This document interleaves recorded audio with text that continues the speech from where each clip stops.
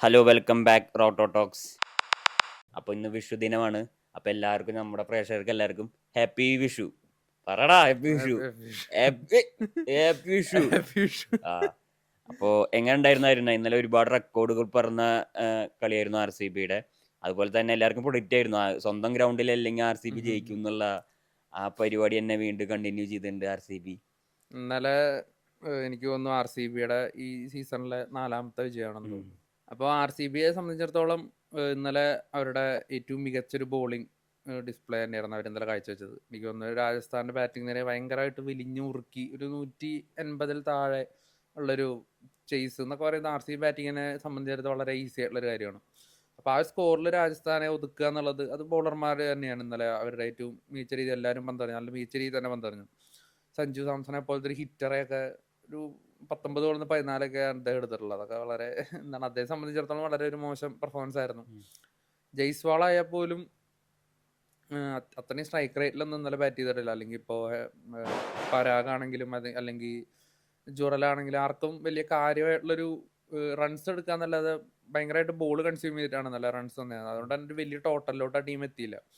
അപ്പോൾ R C ഇവിടെ bowling മികവ് തന്നെയാണ് കേട്ടോ. നമ്മൾ എപ്പോഴും എടുത്ത് പറയുന്ന ഒരു കാര്യം എന്ന് പറഞ്ഞാൽ ആർ സി ഇവിടെ ബാറ്റിംഗ് ആവും എല്ലാ സീസണിലും. പക്ഷേ ആർ സിയുടെ ബോളിംഗ് മികവ് ഈ സീസണിൽ എടുത്ത് തന്നെ പറയണം. ഒരു 180 താഴെയൊക്കെ ഒരു ടീമിനെ നമ്മൾ എന്താണ് അത്രയും താഴെ റൺസിൽ ഒതുക്കുക എന്ന് പറയുന്നത് തന്നെ വലിയൊരു കാര്യമാണ്, എസ്പെഷ്യലി കഴിഞ്ഞ 1-2 സീസണുകളായിട്ട്.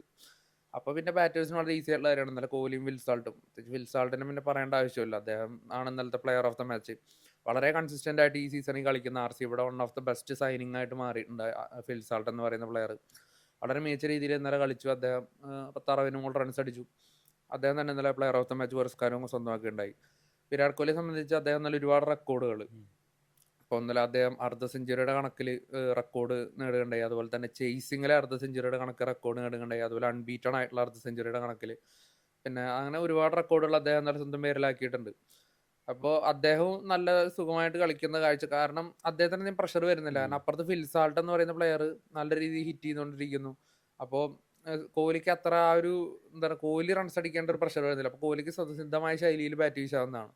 അപ്പുറത്തുള്ള പ്ലെയർ അല്പം അവരും സ്ട്രഗിൾ ചെയ്യുമ്പോഴാണ് കോഹ്ലിക്കും കുറച്ച് പ്രഷർ കയറി കോഹ്ലിയും കൂടുതൽ ബോൾ കൺസ്യൂം ചെയ്ത് റൺ റേറ്റ് താഴ്ന്നു പോകുന്നൊരു കാഴ്ച വരാറ്. അത് കഴിഞ്ഞ് പഠിക്കലല്ലേ പിന്നെ പഠിക്കലും നല്ല രീതിയിൽ പഠിക്കലും ഇന്നലെ പ്രഷർ ഇല്ലല്ലോ അവർക്ക്. കാരണം 170 എന്ന് പറയുന്ന ഒരു സിമ്പിൾ ടാർഗറ്റ് ആയിരുന്നു.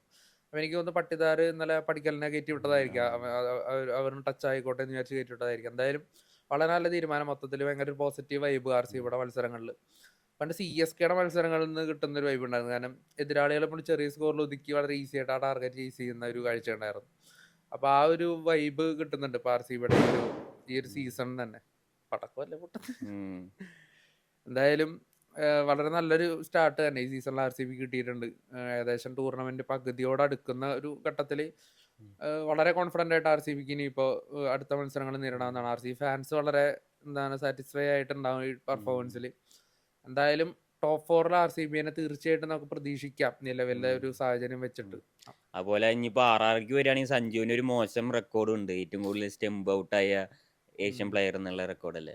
അങ്ങനെ സഞ്ജു സാംസണെ സംബന്ധിച്ച് നല്ലൊരു മോശം ദിവസം. കാരണം നമ്മൾ മുൻപേ പറഞ്ഞല്ലോ, അദ്ദേഹത്തിന് ഒരിക്കലും ഈ സീസണിലൊരു സ്വതസിദ്ധമായ രീതിയിൽ അല്ലെങ്കിൽ ആ ഒരു നമ്മൾ സഞ്ജുവിൻ്റെ രീതി അറിയാം. ചിലപ്പോൾ ആ ഫസ്റ്റ് ബോളോട്ട് 6 അടിച്ചു കൊടുക്കാൻ താല്പര്യമുള്ള ഒരു പ്ലെയറാണ്. അദ്ദേഹം തന്നെ പറഞ്ഞിട്ടുള്ള കാര്യമാണ്. പക്ഷെ ആ ഒരു രീതിയിലേക്ക് അദ്ദേഹത്തിന് കളിക്കാൻ പറ്റുന്നില്ല.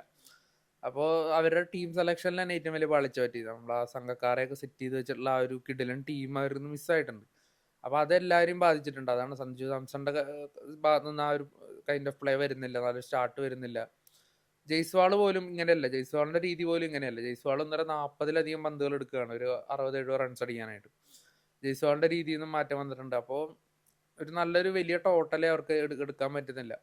ഇപ്പോൾ ചേസിങ്ങിലാണെങ്കിൽ പോലും ഫസ്റ്റ് കളി അവർ 230 എടുത്തിട്ടുണ്ടായി സൺറൈസേഴ്സിനെതിരെ. സ്റ്റിൽ എനിക്ക് തോന്നുന്നില്ല ഇനിയുള്ള മത്സരങ്ങളിലൊന്നും ഒരു നല്ലൊരു ടാർഗറ്റ് സെറ്റ് ചെയ്ത് കഴിഞ്ഞാൽ അത് ചേസ് ചെയ്യാൻ പോലും അവർക്ക് പറ്റുമെന്നുള്ളത്. കാരണം അവർ ഏറ്റവും മികച്ചൊരു ചേസ് ചെയ്യാനുള്ള ഒരു ബാറ്റർ ആയിരുന്നു ജോസ് ബട്ട്ലർ.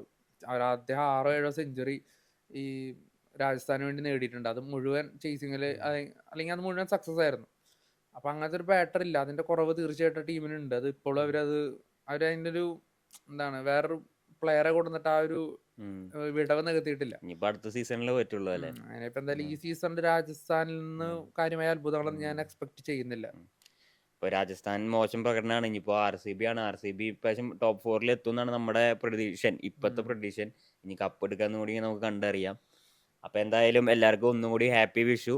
നമ്മുടെ ചാനൽ ആദ്യമായിട്ട് കാണുന്നവരാണെങ്കിൽ ഒന്ന് സപ്പോർട്ട് ചെയ്യുക, ഞങ്ങളെ ലൈക്ക് ചെയ്യുക, കമന്റ് ചെയ്യുക. നിങ്ങളുടെ അഭിപ്രായങ്ങളും കാര്യങ്ങളും ഒക്കെ ഉണ്ടെങ്കിൽ കമന്റ് ബോക്സിൽ ഇടുക, ഞങ്ങൾ വായിക്കുന്നതായിരിക്കും.